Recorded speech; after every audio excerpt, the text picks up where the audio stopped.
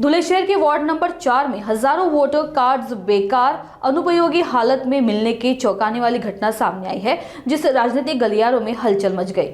यह मामला MIM party के माध्यम से उजागर हुआ और एमआईएम ने इस मामले का आरोप सीधे तौर पर राष्ट्रवादी कांग्रेस पार्टी पर लगाया। धुले महानगर पालिका चुनाव की पृष्ठभूमि में चुनाव प्रशासन सतर्क रहने के बावजूद इतनी बड़ी संख्या में वोटर कार्ड्स का बाहर आना संदेह पैदा कर रहा है।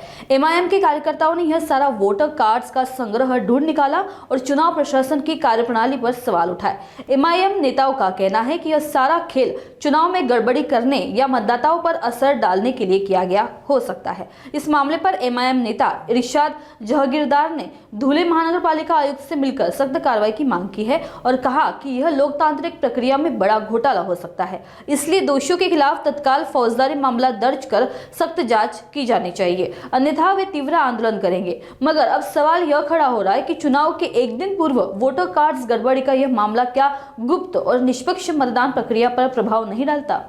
हे सत्ताधारी पक्षांबरोबर मिळालेली आहे। हे प्रभाग क्रमांक 4 मधले आमचे उमेदवार आहे, त्यांनी हे मतदार कार्ड जे पोस्टमॅनचं काम आहे की ते मतदारांपर्यंत पोहोचवायचं, हे राजकीय पक्षाचे कार्यकर्त्यांपाशी हे भेटलेले, राष्ट्रवादी काँग्रेस पार्टीचे कार्यकर्त्यांपाशी हे फॉर्म भेटलेले। तर आमची एकच आरोप आहे की जे नेहमी आरोप झालेले इलेक्शन कमिशन यांच्याबरोबर मॅनेज आहे, ते ह्याच्यातून धांदळ स्पष्टपणे दिसत आहे की इलेक्शन कमिशन या सत्ताधारी पक्षांबरोबर मॅनेज असून हे निवडणुकीमध्ये घोळ घालायचा प्रयत्न करतात आहे।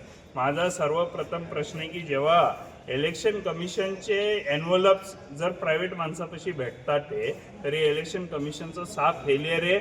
स्टेट इलेक्शन कमिशनरनी जबाब द्यायला पाहिजे की हे कार्ड कसे गेले, जी सखोल चौकशी व्हायला पाहिजे।